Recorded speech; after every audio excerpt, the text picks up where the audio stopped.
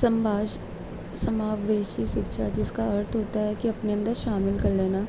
समाज में हर व्यक्ति दूसरे व्यक्ति को समानता की नज़र से देखता है या फिर अलग नज़र से देखता है।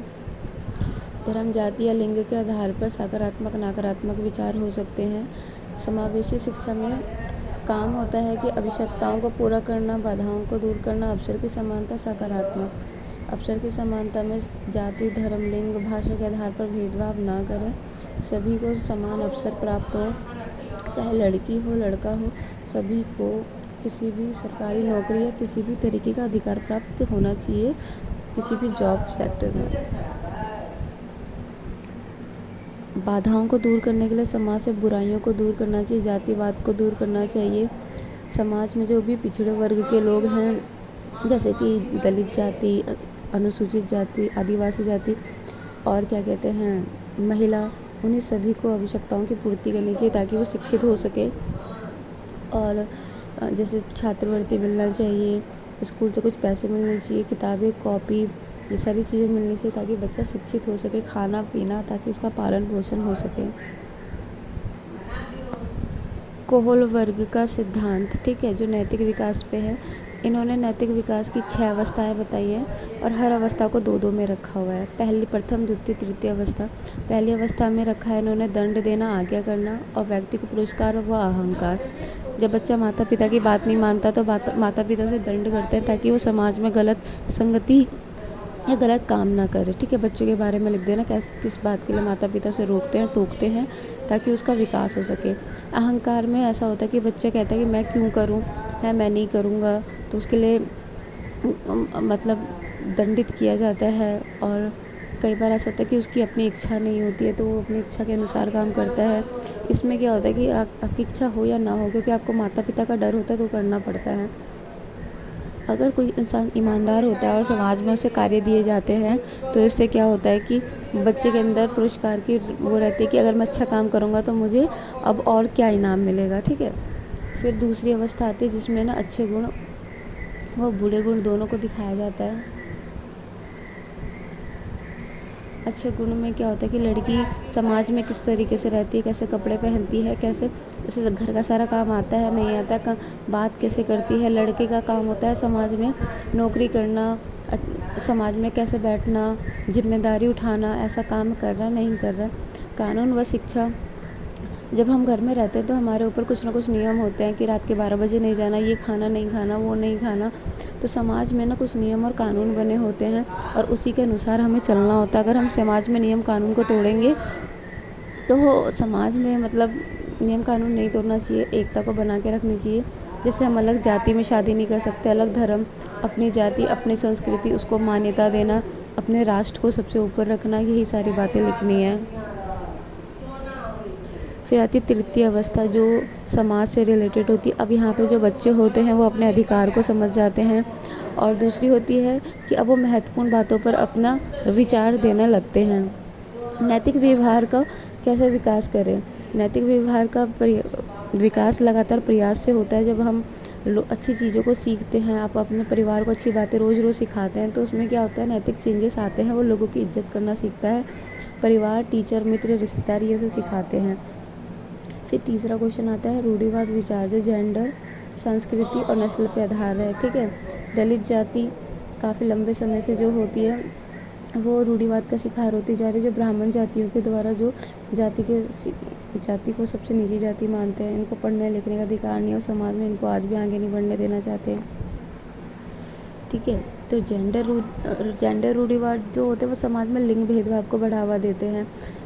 जैसे कि लड़कियों को ऐसे कपड़े नहीं पहनने चाहिए, ऐसे यही कपड़े पहनने चाहिए।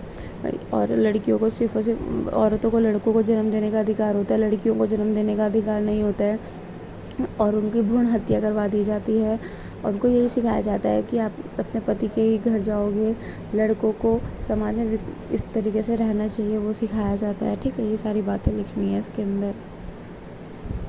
फिर एरिक्सन का सिद्धांत। एरिक्सन ने मनोसामाजी को समझने के लिए 8 सिद्धांत रखे हैं, जिसमें पहली है शिशु अवस्था, जो 0 से शुरू होती है, गर्भ से शुरू होती है 1 वर्ष तक। हैं। इसमें बच्चा माता पे विश्वास करता है, प्यार को समझता है, भावना जागती है। और अगर वही चीज़ उसे घर से प्यार नहीं मिलता तो वो नफ़रत, भय और संकट की स्थिति में आ जाता है। फिर होती है पूर्ण बाल्यावस्था, जो कि इस शेष अवस्था से सीखकर वो आगे विकास करता है अपने गुणों को। जहाँ पे बाल्यावस्था में बच्चा बड़ों की मदद से काम करता है, कुछ खोजना चाहता है, कार्य करता है, भाषा सीखता है, शारीरिक विकास होता है उसका, खाना पीना, कपड़ा, सब खिलौने के साथ खेलना, यही सारे काम उसके होते हैं। फिर आती है उत्तर बाल्यावस्था, जो कि आपकी शुरू हो जाती है, इसे प्री प्ले कहते हैं, जिसमें बच्चा स्कूल जाने लगता है। मतलब प्री स्कूल जाते हैं ना जो छोटे छोटे बच्चे होते हैं, 2 साल के, 3 साल के, वो मित्र बनाना, समाज से जुड़ना। अभी तक इनका कोई दोस्त नहीं होता, तो बर्थडे में नहीं जाते, अब समाज में जाएंगे, शादी में जाएंगे, कर्मकांड देखेंगे। अब ये इन सब चीज़ों से जुड़ने लगते हैं कि कैसे बर्थडे बनता है, कैसे कोई फंक्शन होता है, तो अब वो सारी चीज़ें देखकर अपनी प्रतिक्रिया देंगे। अब यहाँ पे नई नई चीज़ों को सीखते हैं, अनुशासन समझते हैं, विद्यालय जाने के बाद संस्कृति और तकनीकी शिक्षा सीखना शुरू कर देते हैं। फिर आती है किशोर अवस्था। किशोर अवस्था बहुत महत्वपूर्ण होती है। ये बच्चे और किशोर युवा के बीच की अवस्था होती है, जिसमें माता पिता बच्चों को कंट्रोल करते हैं ताकि कुछ गलत काम ना करे, जैसे कि गलत रास्ते पे ना चले, जैसे उनके दोस्त की संगति होती है वैसे ना बने, पढ़ाई करें और समाज में आगे बढ़ें ताकि आने वाले पीढ़ी में ये अच्छा योगदान दे सके। मगर कुछ बच्चे ऐसे होते हैं जो अपने माता पिता के खिलाफ जाकर कुछ कार्य करते हैं, जैसे नशा करना।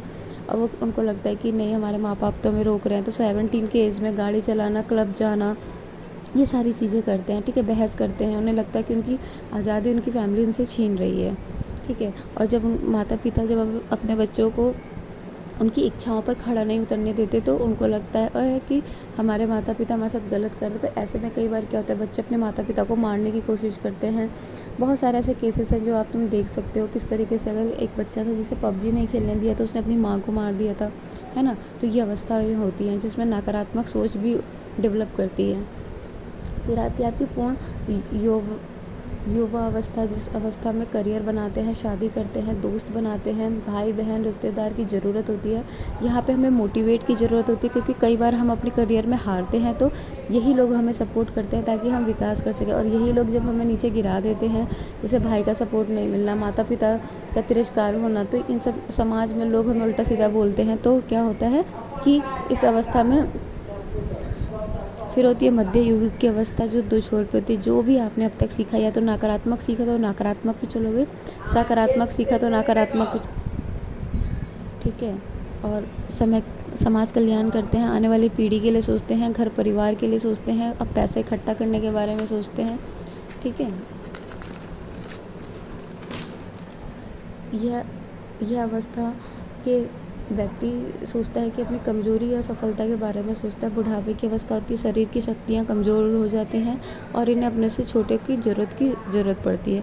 ये एडम एरिक्सन की सिद्धांत थे, और मैंने इसमें 4 क्वेश्चन पढ़ाए हैं, चारों के चारों ही इम्पोर्टेंट हैं। आप इसे अच्छे से समझ लो।